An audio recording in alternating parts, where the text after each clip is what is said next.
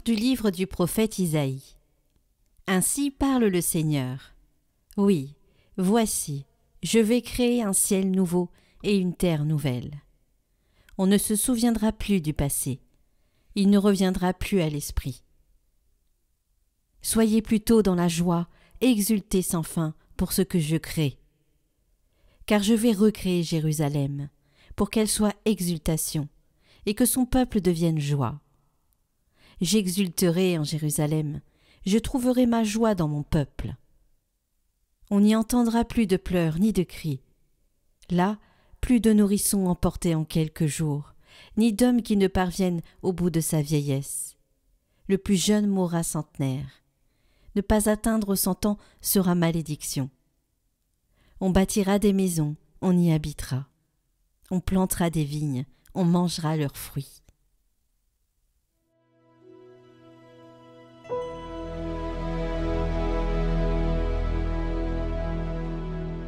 Je t'exalte, Seigneur, tu m'as relevé.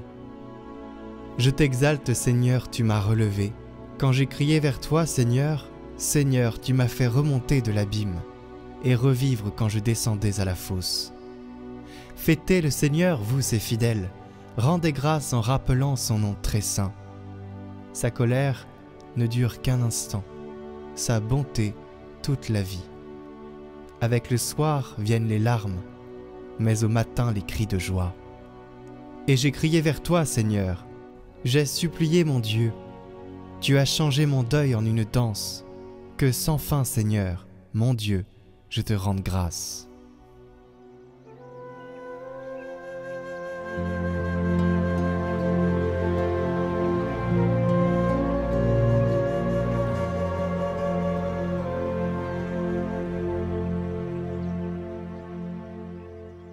Évangile de Jésus-Christ selon saint Jean. En ce temps-là, après avoir passé 2 jours chez les Samaritains, Jésus partit de là pour la Galilée. Lui-même avait témoigné qu'un prophète n'est pas considéré dans son propre pays. Il arriva donc en Galilée. Les Galiléens lui firent bon accueil, car ils avaient vu tout ce qu'il avait fait à Jérusalem pendant la fête de la Pâque, puisqu'ils étaient allés eux aussi à cette fête. Ainsi donc, Jésus revint à Cana de Galilée, où il avait changé l'eau en vin. Or, il y avait un fonctionnaire royal, dont le fils était malade à Capharnaüm. Ayant appris que Jésus arrivait de Judée en Galilée, il alla le trouver. Il lui demandait de descendre à Capharnaüm pour guérir son fils qui était mourant. Jésus lui dit : « Si vous ne voyez pas de signes et de prodiges, vous ne croirez donc pas ?» Le fonctionnaire royal lui dit : « Seigneur, descends avant que mon enfant ne meure. » Jésus lui répond : « Va, ton fils est vivant. » L'homme crut à la parole que Jésus lui avait dite et il partit. Pendant qu'il descendait, ses serviteurs arrivaient à sa rencontre et lui dirent que son enfant était vivant. Il voulut savoir à quelle heure il s'était trouvé mieux. Ils lui dirent : « C'était hier, à la 7e heure, au début de l'après-midi, que la fièvre l'a quitté. » Le père se rendit compte que c'était justement l'heure où Jésus lui avait dit : « Ton fils est vivant. » Alors il crut, lui, ainsi que tous les gens de sa maison. Tel fut le second signe que Jésus accomplit lorsqu'il revint de Judée en Galilée.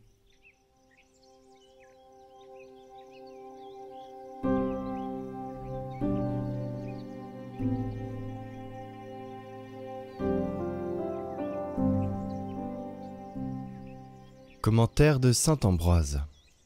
Le carême conduit au baptême. Tu t'es approché, tu as vu la fontaine baptismale.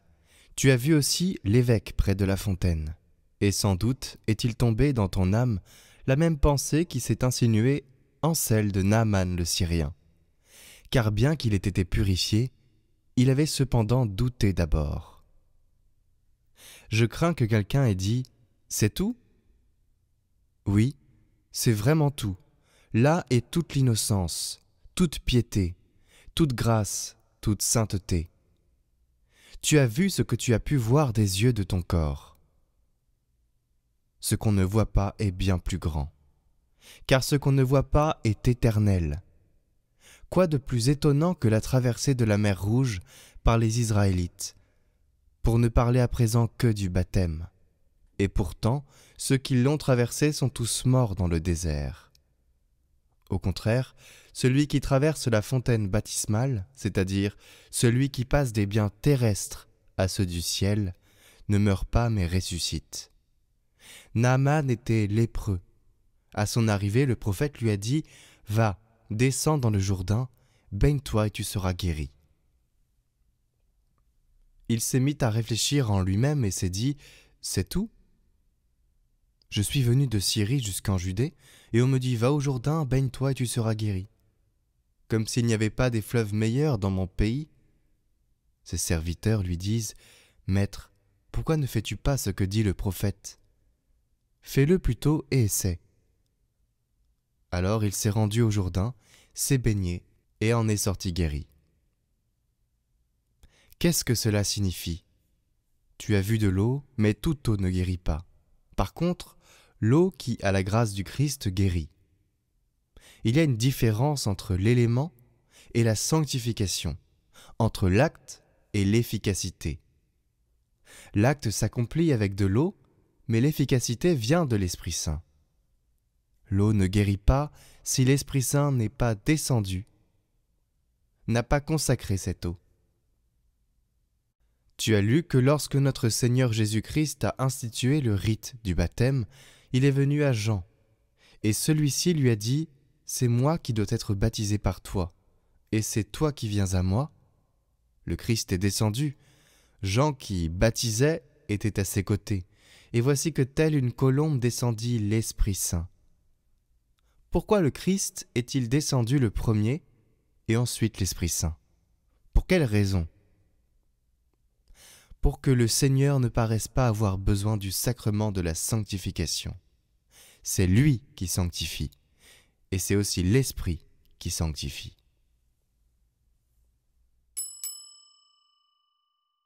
Chers amis, juste après le parcours de carême de ce lundi sur le Décalogue, retrouvez le commencement de la neuvaine à Saint-Joseph, qui mène jusqu'à sa fête le 19 mars. Vous pourrez alors prier Saint-Joseph pour votre travail, pour votre famille, pour l'être aimé et pour le désir. Mais tout de suite, on retrouve le Père Alain Dumont qui nous parle des 10 commandements.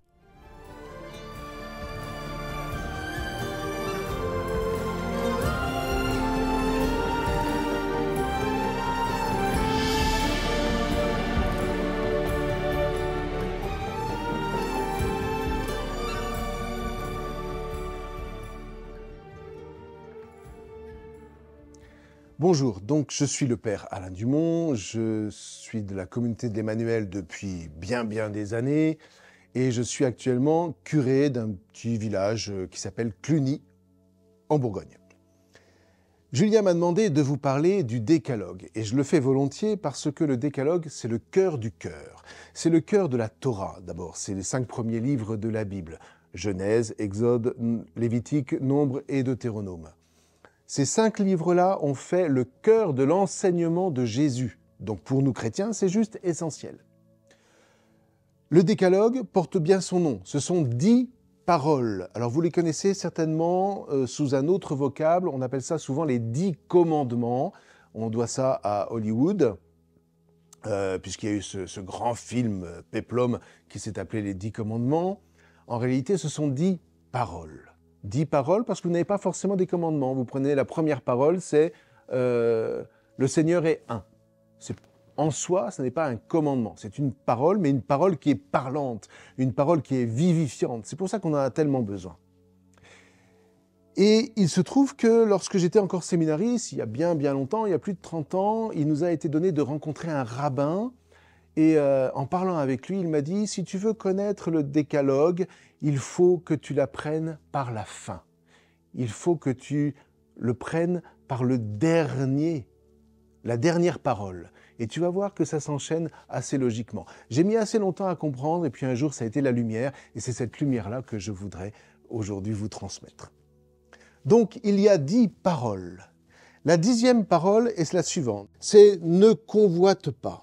Le 9e commandement, c'est ne mens pas. La 8e parole, vous voyez, même moi je me fais prendre au piège. La 8e parole, c'est ne vole pas. Ensuite, la 7e parole, c'est ne commets pas l'adultère. La 6e parole, pas de meurtre. La 5e parole, alors cette fois-ci c'est positif, c'est honore ton père et ta mère. 4e parole, observe le Shabbat. 3e parole, on va le dire comme c'est le plus classique, c'est ne jure pas, c'est-à-dire ne prononce pas le nom de Dieu à vide, à vain.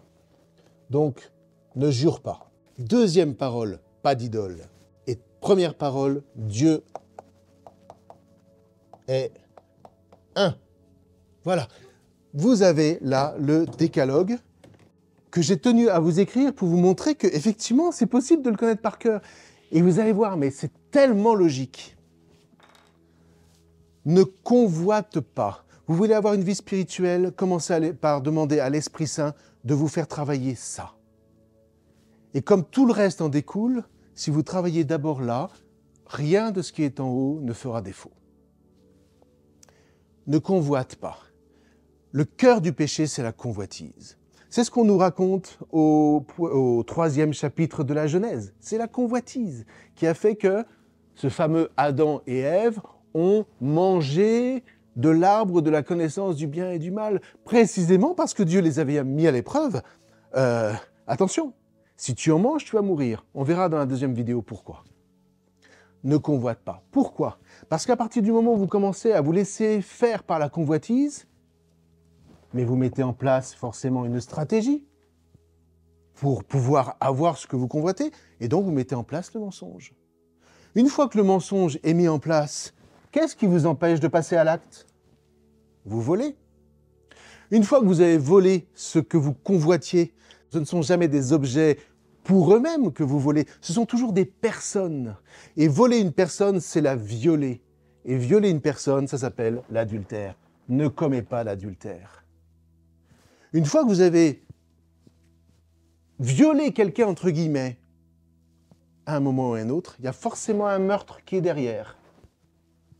Soit par vengeance, soit parce que n'ayant pas tenu compte de la personne que vous avez volée, eh bien, vous l'avez mise à mort, ne serait-ce qu'en esprit. Et à partir du moment où vous êtes tombé dans ce travers-là, qui de toute façon commence une fois, mais ensuite ne s'arrête plus, parce que comme vous avez mis en place cette stratégie, vous allez commencer à convoiter tout ce qui vous passera par la main ou par la tête. Une fois que tu as commis un meurtre d'une manière ou d'une autre, tu as déshonoré ton père et ta mère, qui ne t'ont pas élevé pour cela, mais au contraire pour que tu donnes la vie à leur suite. Une fois que tu as déshonoré ton père et ta mère, tu ne supportes plus d'appartenir à une communauté, donc tu ne vas plus visiter cette communauté qui est oppressante pour toi.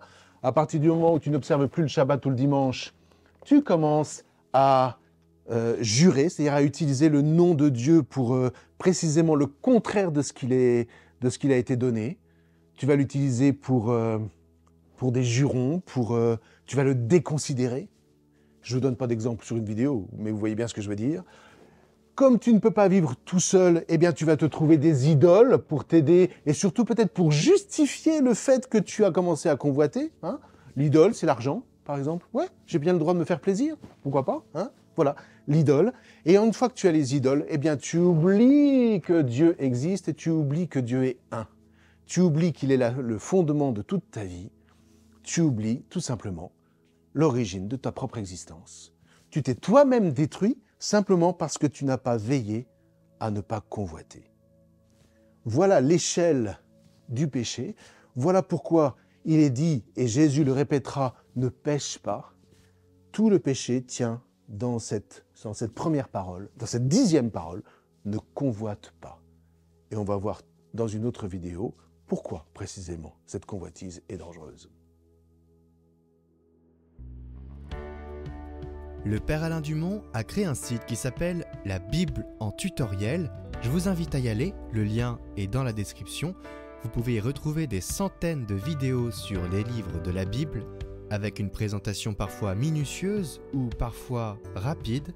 Vous pouvez ainsi être accompagné et découvrir le sens et l'interprétation que vous pouvez faire de certains livres. Ah, et une chose importante, c'est gratuit. Le Père Alain Dumont a aussi écrit un ouvrage qui s'appelle « Je loue donc je vis ». Vous vous rappelez peut-être qu'il l'avait présenté dans le parcours de Carême l'année dernière. Ce livre explique l'importance de la louange et vous apprendrez que la louange, ce n'est pas que chanter. Je vous mets aussi le lien de ce livre en description.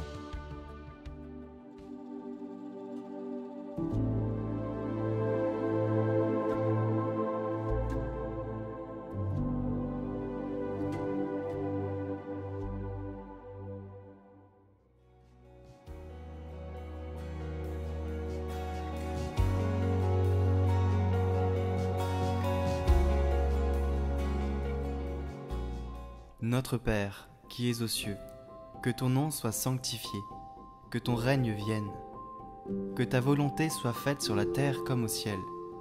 Donne-nous aujourd'hui notre pain de ce jour. Pardonne-nous nos offenses, comme nous pardonnons aussi à ceux qui nous ont offensés. Et ne nous laisse pas entrer en tentation, mais délivre-nous du mal. Amen. Bon Saint Joseph, tu as veillé avec beaucoup d'amour sur Jésus et Marie. Avec eux, tu as souffert de ne pas être accueilli ni logé à un moment où vous aviez besoin d'aide. Tu as toujours eu confiance en la providence du Père du ciel qui t'a confié la Sainte Famille. Il savait que tu veillerais sur elle en prenant tes responsabilités et en faisant tout ce qu'il y avait à faire. Nous te confions notre intention.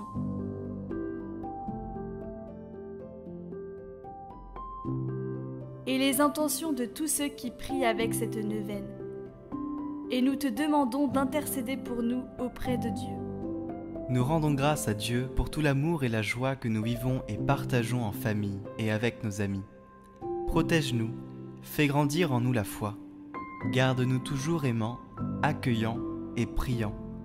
Merci d'avance, bon Saint Joseph, pour ton aide. Amen. Je vous salue Marie, pleine de grâce. Le Seigneur est avec vous. Vous êtes bénie entre toutes les femmes, et Jésus, le fruit de vos entrailles, est béni. Sainte Marie, Mère de Dieu, priez pour nous, pauvres pécheurs, maintenant et à l'heure de notre mort. Amen. Je vous salue Joseph, vous que la grâce divine a comblé. Le Sauveur a reposé entre vos bras et grandi sous vos yeux. Vous êtes béni entre tous les hommes, et Jésus, l'enfant divin de votre virginale épouse, est béni. Saint Joseph, donné pour Père au Fils de Dieu, priez pour nous dans nos soucis de famille, de santé et de travail jusqu'à nos derniers jours, et daignez nous secourir à l'heure de notre mort. Amen. Notre Père, tu guides ceux qui t'écoutent et aides ceux qui entendent ta voix. Saint Joseph, homme au songe et homme d'action, a su t'écouter à travers les songes que tu lui envoyais, te faire confiance et agir selon ta volonté. Aide ceux qui cherchent à rencontrer leur futur époux et épouse afin de construire un foyer. Assiste-les chaque jour et éclaire le chemin de cette quête de vie. Aide-nous à discerner ta présence et ta volonté. Éclaire-nous pour nos démarches afin de les accomplir avec justesse.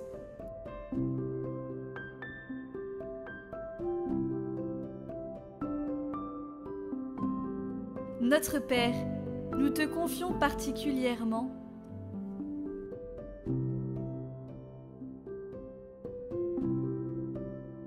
Gloire au Père, et au Fils, et au Saint-Esprit, comme il était au commencement, maintenant et toujours, pour les siècles des siècles. Amen.